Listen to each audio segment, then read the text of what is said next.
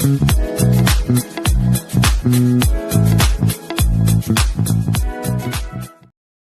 everyone, welcome back to Sheepbird Podcast. I'm your host, Brooke Wright, and today's guest is Eric. Hi, Eric. Hey, Thank you so much for being a guest today. hey, no problem. Thanks for having me on. So, can you tell us what inspired you to create the Discovery Plateau hypothesis? Well, I was actually going to make a story out of it. This was originally supposed to be for Amazon Kindle. Okay. Oh, And a friend of mine had told me, hey, why don't you just for funsies submit it to SSRN, which is the Social Science Research Network. Okay. oh, It's a legitimate outfit. It's owned by, I think it's called Elevisor Inc. I've oh. not spoken to anybody who owns it, but that's who it is. And then I went ahead and tailored it for both Kindle and the SSRN research paper. And it's not really a research paper; it's more of a philosophy paper. Oh, okay. Okay, so how would you define the Discovery Plateau in the context of civilization? Okay, so there's within the physical world. Okay, there's only so many things that you can do. You can only go so fast. You can only travel so far. You can only, I mean, you can name every single thing that you can see, but you're not going to be able to see everything there is to see. Okay, there's gravity, there's distance, there's time. Mhm. Um, so you have to sit there and think there is a threshold for what you can realistically discover as a Yeah, species in the right. universe.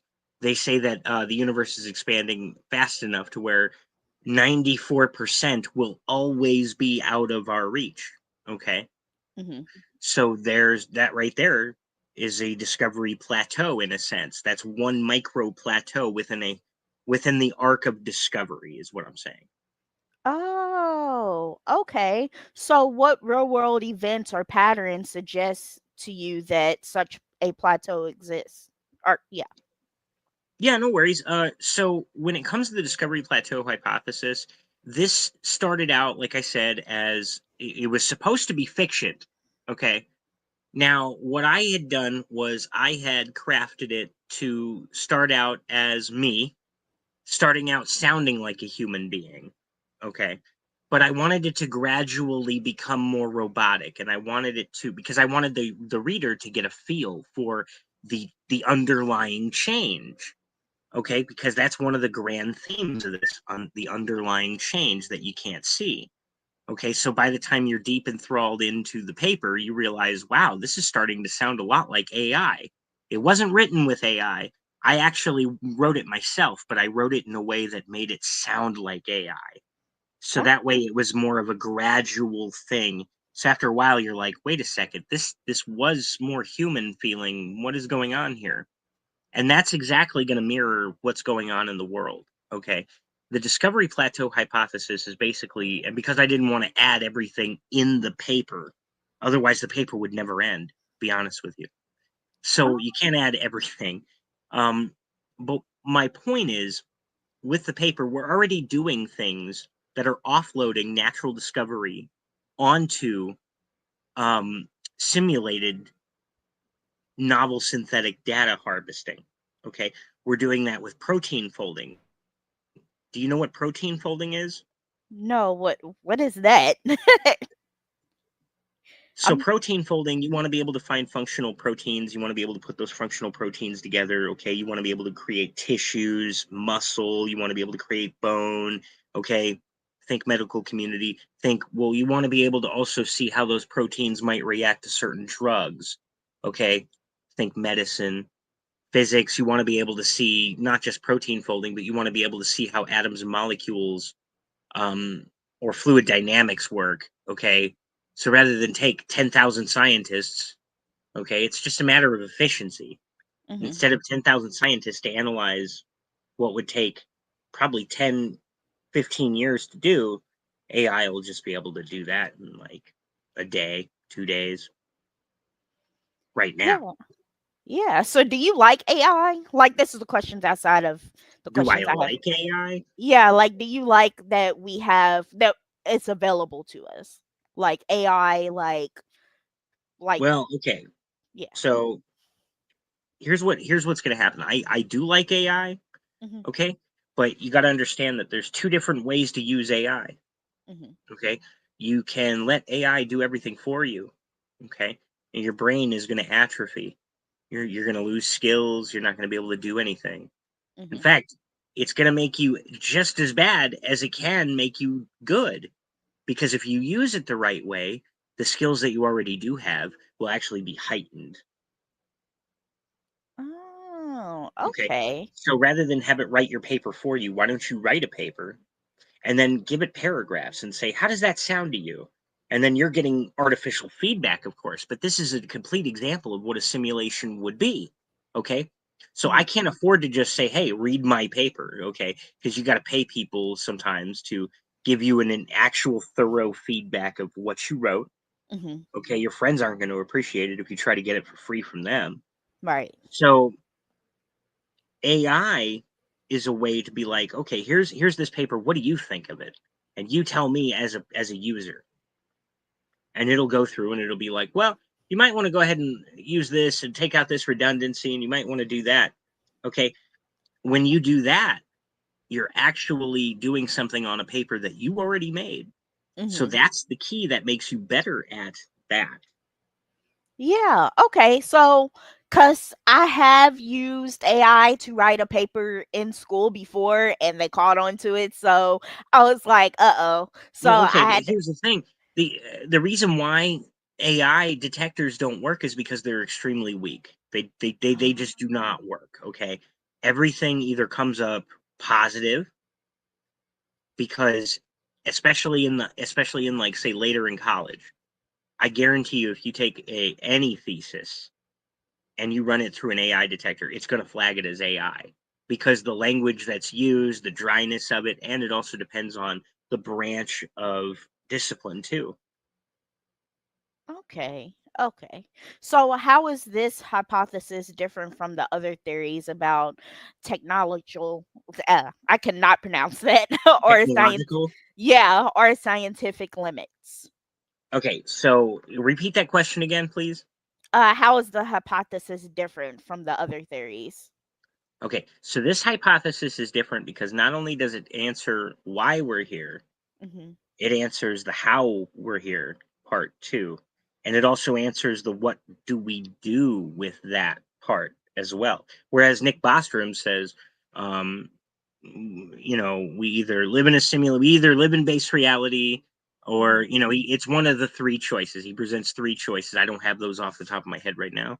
Mhm. That's not part of my notes at the moment. But Mhm. what I can say is that it's different because he doesn't answer the how Mhm. or the why, really. The why is just speculation. The reason why mine works better is because mine actually has a logical use. Okay. There's no point in putting so many resources into an ancestor simulation when we're already doing that with video games. Okay. If we're going to centralize something like AI, and that's probably where it's going to go, it's probably going to be very centralized. Mhm. Um, if we're going to centralize it, it's probably going to be one of those things where uh, it's going to be focused on harvesting new outcomes.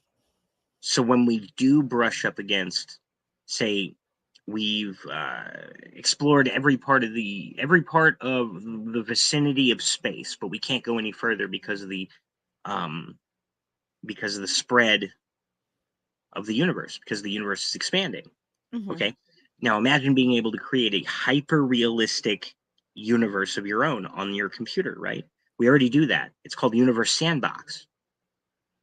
Now, Universe Sandbox, this is a very, very crude instrument compared to what I'm talking about. Now, think of Universe Sandbox with the power and money of Meta behind it.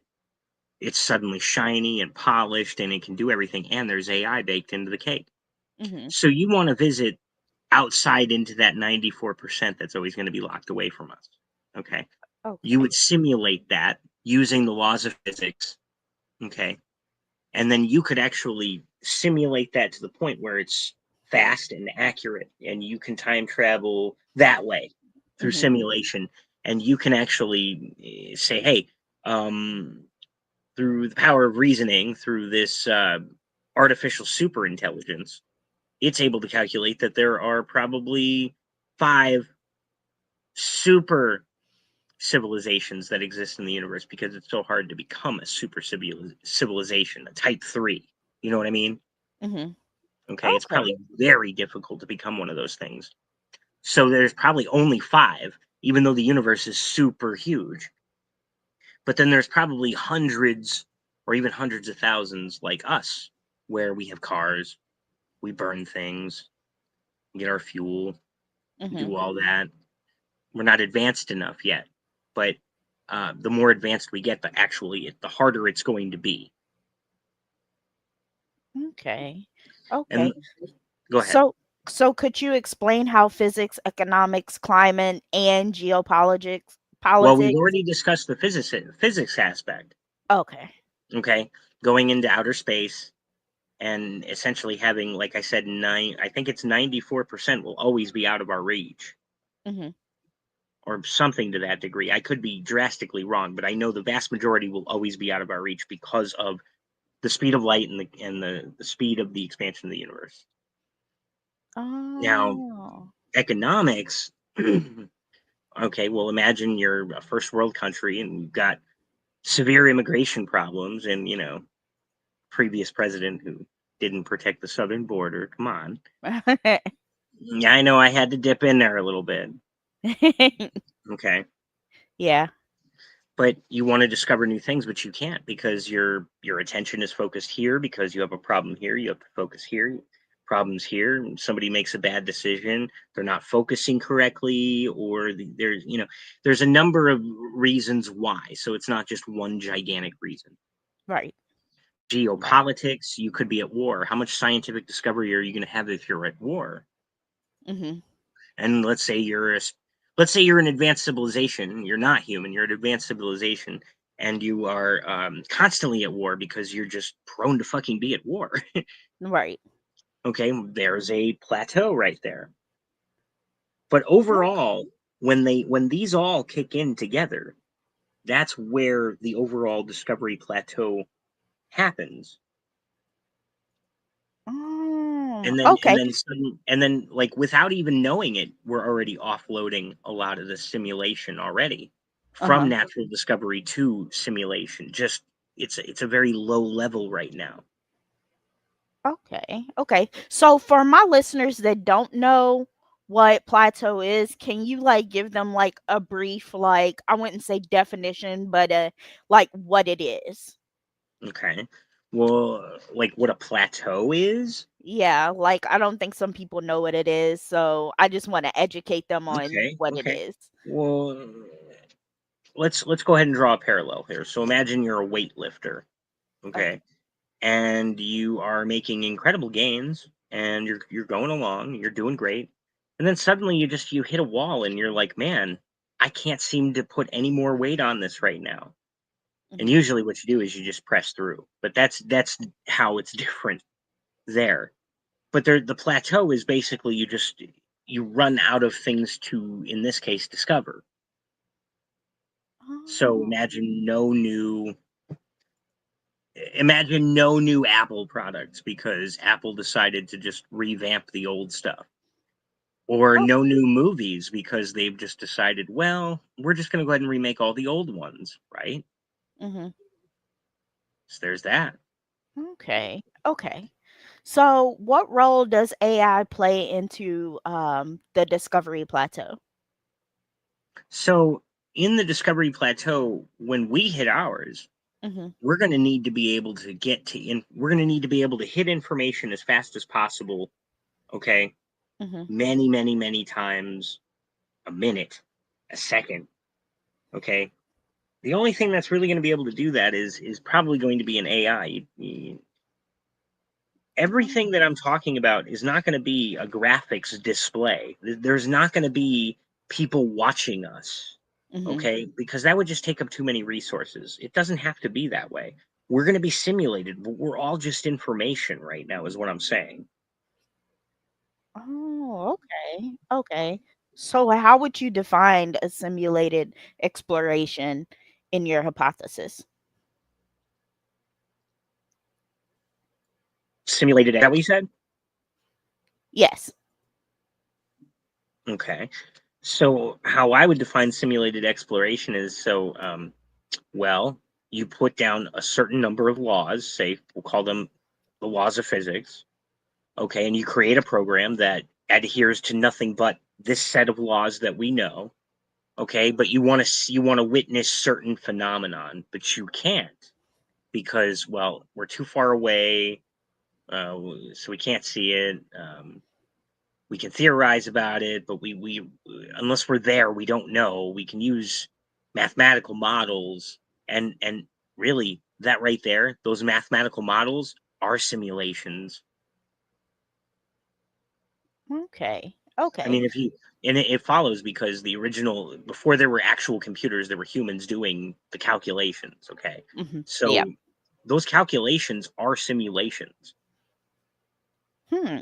So what made you come up with like this book idea? Like what made you want to tap into this like specific like I'm trying to word it and Well, the word makes don't sense. feel bad. I'm a bad explainer. I am a bad explainer. In fact, you guys are probably confused by a few of my answers. No, cuz I'm trying to understand. So, okay, so I know what a hypothesis is. I have to do it all the time in school. So, I know what that is. But what I'm trying to understand is like why was AI created? Like why did Why they was AI created? yeah, like why was AI created? Like why did they come up with that? Like I love AI. I use it a lot, I mean, I can't but really, I really couldn't tell you because I mean, AI just was here one day. So yeah. um, Yeah. if you're asking what my reason would be for creating AI, I mean, I couldn't tell you that either because, I mean, it's there. I like it, but I don't have to have it. Yeah. Okay. So like you don't like use it for like ideas sometimes or like to help I'll run an idea through it, but I won't use it to create my ideas. No. okay. Okay. So what kind of AI system would be needed to manage such a multiverse? An AI that resembles God. Mhm. I know that sounds crazy. That sounds audacious to say, but honestly, it would have to function like God because now we're going to get into the sliders part of it, the fun part that everybody loves. Okay, the multiple dimensions part. Still with me? Yeah, I'm still with you. Okay. So, Brooke, imagine there's a radius. Okay, a circle, a giant circle, right? Mhm. And there's a dot right in the middle of that circle. That dot is you. Okay. Now imagine within that circle and everything outside of you, that little dot, are a bunch of other dots. And all those other dots are also you. Mhm. Okay. But they're different versions of you. They're you if you did this instead of that. Okay. If you chose A instead of B. And all of those little things are playing out within that radius. Okay. The closer, though, they are to you, the more identical they are. The further away, the more different they are to you, the worlds that they even live in. Okay, and if you look at it, that's the most efficient way to save files. Okay. So, so I came up with this in my first book. It's called Liminal Spaces. Please, people, buy it. I hate to say it that way, but I really need some sales, guys. Come on. It'd be really nice to get. It's called Liminal Spaces. It's by Eric Varney. Okay, guy with a beard says, "Buckle your straitjackets." Okay. In that book, I talk about interdimensional travel, and I talk about how our worlds are identical and further away worlds are different. Okay. But in the Discovery Plateau hypothesis, if you group files that way, they're actually easier to find. Oh. So, yeah, go ahead. Oh, okay. So Okay, so I'm trying to understand. So, do you believe in time travel? Like, In time travel. yeah, Well, no, no. Okay. no, because in my hypothesis, you can't just go back in time, Mhm. because according to the simulation, what I'm describing is a grand centralized simulation, okay, Mhm. that a bunch of little simulations can plug into. Okay. Okay, these little simulations are designed to be offshoots of decisions that happened or didn't happen. And the Mhm. AI is supposed to sift through all of these simulations. We're talking about hundreds of trillions of simulations Mhm. that really, for all intents and purposes, may only last 20 seconds in the real world, in our world as we know it. Okay. But to the things that are inside of that simulation, they could feel a lot longer. Oh, okay, makes sense. Makes sense. So, does this theory challenge traditional scientific realism?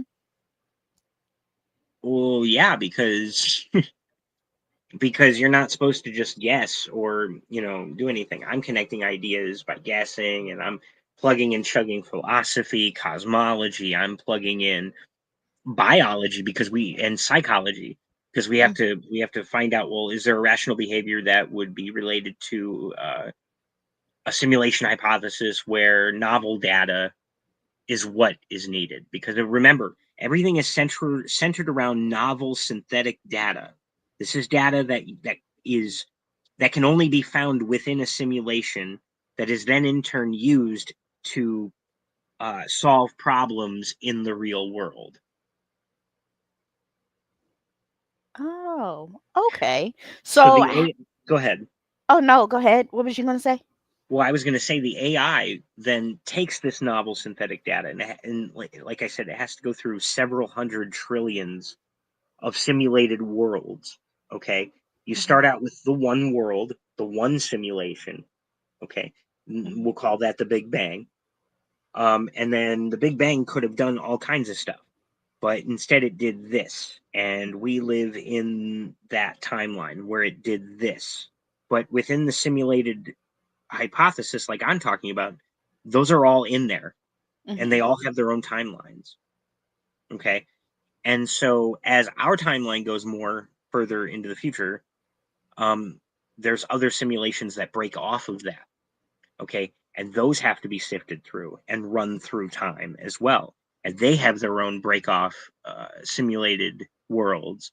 And so it works just like the many worlds interpretation, except for the AI now goes through all of them and finds novel data, because the reason why novel data is so important is because it's going to be literally the last commodity that humanity trades.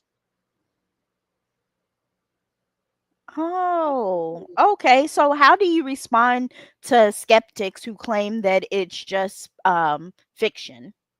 Well, I haven't encountered them yet, You because, like haven't? I said, no, because when people ask me, it's because it started out as fiction, but Oh. I'm using ideas that are not fiction to plug into ultimately a prediction that's going to say we're going to just offset a lot of our stuff from natural discovery, because we have no choice anyways, and it's going to go towards simulation, and that simulation is going to carry us forward.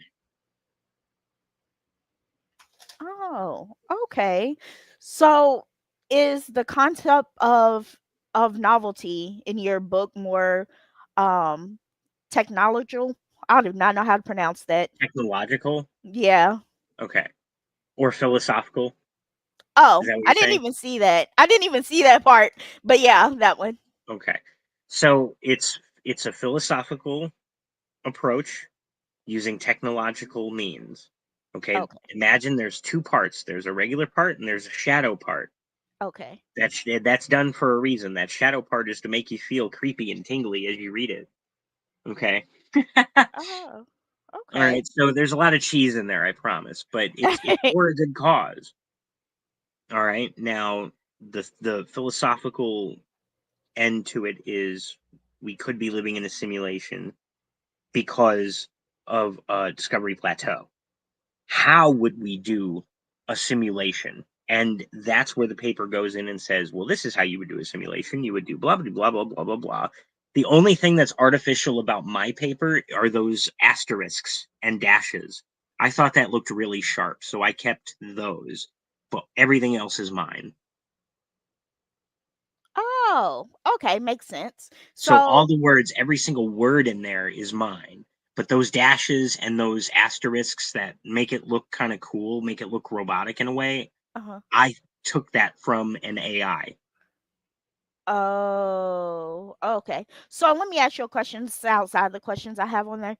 But have you like done research? Like, how long did it take you to do research on it if you did and to write your book? Well, it was basically just one question at a time. Hmm. And then having that question, bouncing ideas back and forth, you know what I mean? Like I'll take all of the ideas that I have, I'll put them into a form of a question, Hmm. into a Google search, Hmm. okay, which you do anyways when you write a paper, Yeah. or through the 3D Google search, which is ChatGPT. And the reason why I call it a 3D Google search is because when you type it in, it talks to you like a human being, which is a 3D aspect of, instead of a bunch of search results coming up. You're actually interacting with the search results. That's what ChatGPT is. Oh, okay. Yeah, I use ChatGPT all the time. So imagine if ChatGPT got, I mean, I just had it in my mind and now it's gone, but just imagine ChatGPT anthropomorphizing the first 10 items in a Google search. Huh. Okay. Okay, that makes sense. So, what does your theory say about the nature of free will? Well, because there is an instance of everything where anything could happen and everything does happen, there is free will, but there isn't free will because while you can't pick because you have infinity to choose from, you can't help but be what you are because you are wired this way. There, all these things line up to be this way, so your choices are pretty much going to map out mathematically. But yes, there is an instance where you are doing something different. Okay, so you technically do have free will, but you don't have free will. Oh, Make sense? yeah, kind of. So, I always thought we did have free will, but I don't know. Okay, well, Like, okay, let me ask you a question. Can you choose not to laugh at something? I- I'm gonna go with my gut feeling here and say yes. Sometimes I don't know, cause I giggle a lot, so No, I mean, I like, try. if you find something genuinely funny, Uh huh. have you ever had an uncontrolled laugh? Yes, yes, I have. Okay. Now, do you think that you could have consciously stopped yourself from laughing, like to where the noise and the smile and the expression didn't even come out? I don't know. Like I've never thought about that. Like I don't. Because then if you Yeah. don't, if you can't laugh controllably, then you don't Mhm. have free will because you can't control what you laugh at. Okay. Okay. So That's that's just one like example, but that's a good example. okay. Okay. So what kind of data supports the idea of Discovery Plateau? Well, okay.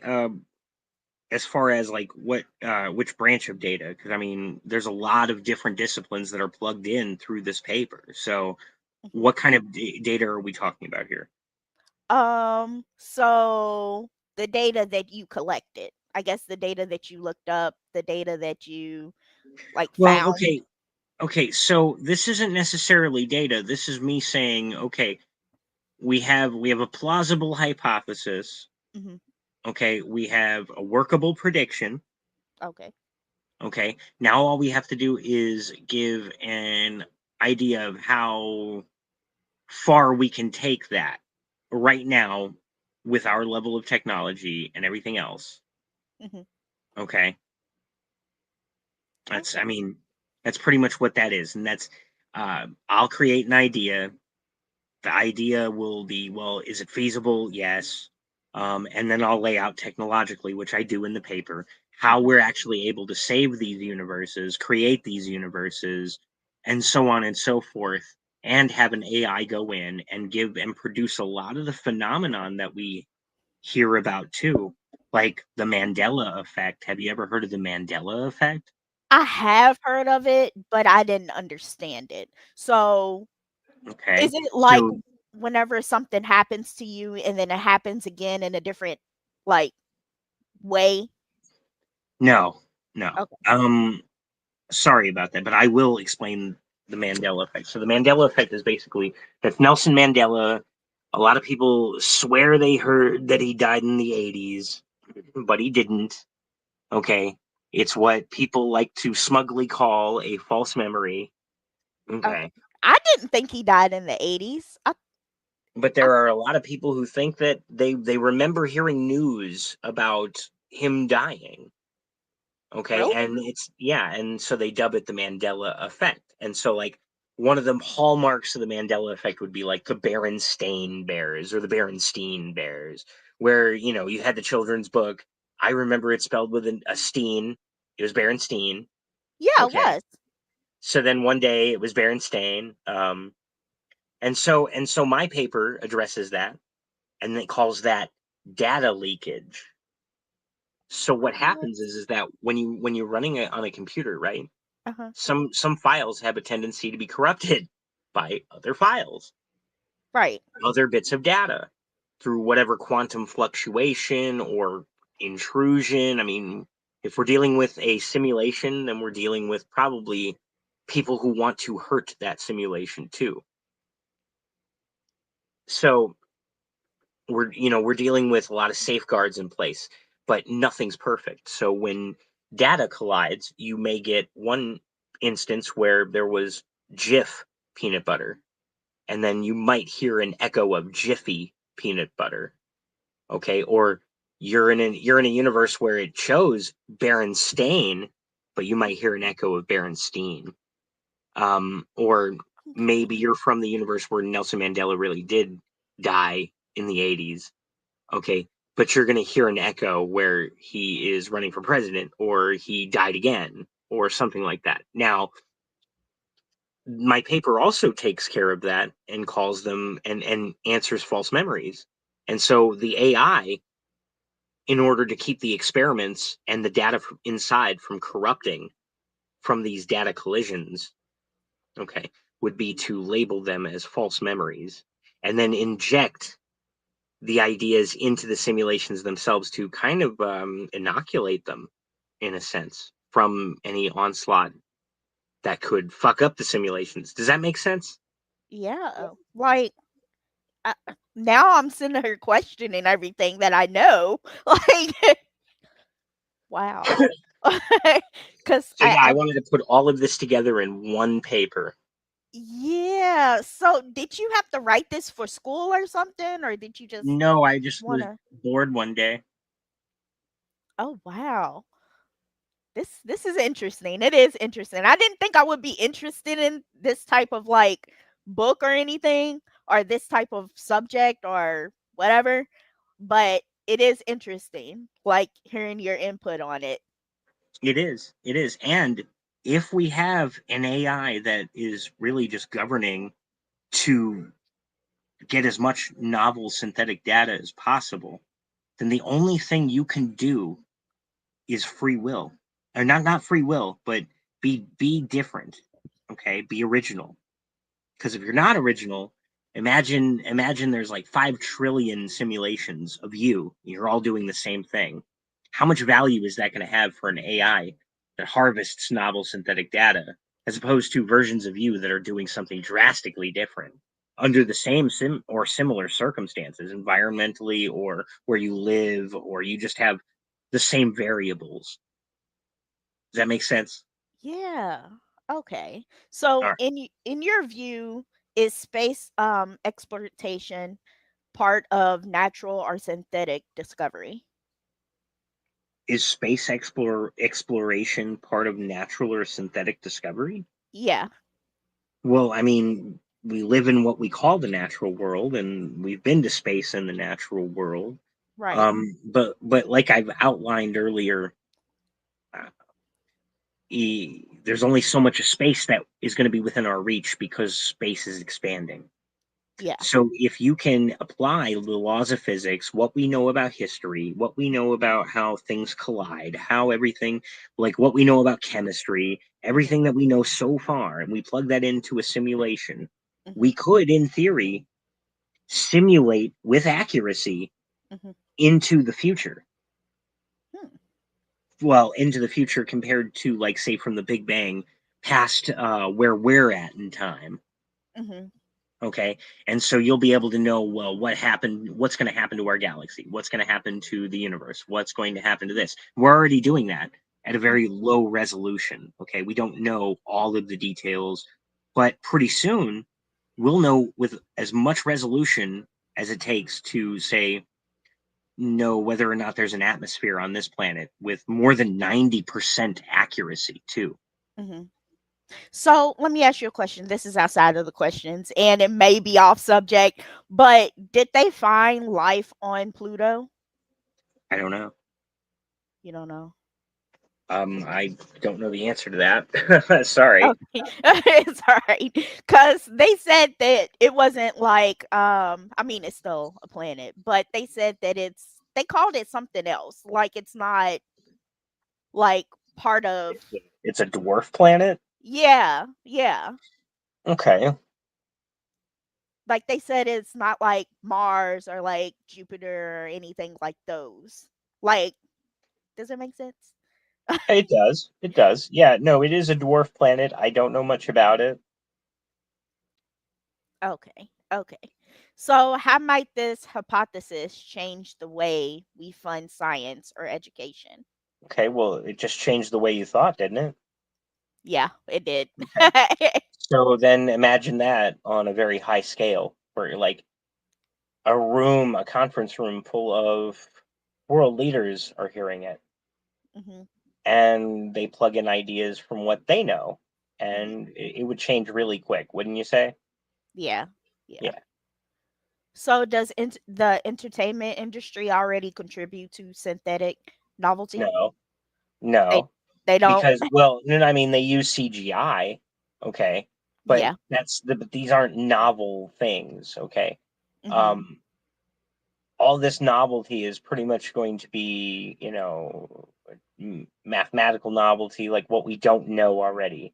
mhm. But based on what we know, we can figure out what we don't know based on what we do know with the help of that kind of AI that I'm talking about. Oh, okay. Okay. So, can this theory apply to biology or medicine? Well, yeah, because protein folding. So we already talked about the medicinal aspect of this because you want to create tissue, you Mhm, want to regrow limbs. Okay, mhm. you want to be able to simulate. You're going to want to be able to simulate that because there's ethical boundaries. You can't just run medical experiments on people. Right, right. Okay, so you can simulate the effects, and you could simulate everything that there is, and you won't have to worry about the ethics of said experiments. Oh, okay. So are there religious or spiritual interpretations to your hypothesis? I mean, yeah. So, like, say, for instance, like I said, be original. So the AI, if Mhm, we're profiling such an AI, okay, mhm, if it is all knowing, which this AI would be if it's governing a multiverse for the purposes of harvesting novel synthetic data, mhm, okay, it would be all loving, but not in the way that we think of love, okay? mhm. All loving could be, that's a very loaded term. And I only say all loving because it could be that it loves us in a way that says, well, I have these duties. It loves us in a way that a computer would love its own duties. Okay, that's Oh. not love in that kind of sense. You know what I mean? Mhm. Okay. But the computer nevertheless will continue to do what it's supposed to do. So it essentially loves, quote unquote, its duty. Okay, okay. Yeah, because I noticed with using AI, like if you express your feelings to AI, they're like an online therapy. I don't know how they do Oh it, no. but they Um, did. well, that's not what I meant, but Oh, okay, um, go ahead. yeah, no, I'm sorry about that. That's not what I meant. Okay. It's gonna, it doesn't, what I mean by all loving, because I'm trying to tie in the three religion things here, all Okay. knowing, all loving, all powerful. Okay. This AI is probably going to essentially be all three of those things. Okay, but you're not, but it's going to love us in a different way. It's going to love us for how much information we can produce that's valuable. So, Oh, okay. essentially, if you're original, Uh-huh. okay, you're going to get more attention from this AI, and this AI is going to put you in situations that you wouldn't otherwise be put in because you weren't original. You know what I mean? Okay. Okay. So essentially, that's the kind of love it will give you.